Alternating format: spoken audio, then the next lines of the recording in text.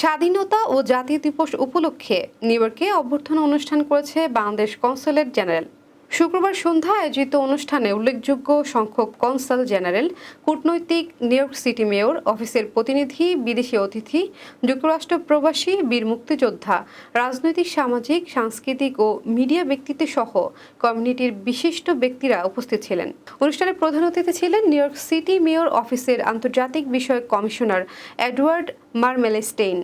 বক্তব্য দেন new York state সিনেটের জন লু ও নিউ ইয়র্ক সিটি মেয়র অফিসের আন্তর্জাতিক বিষয়ক ডেপুটি কমিশনার দিলীপ চৌহান।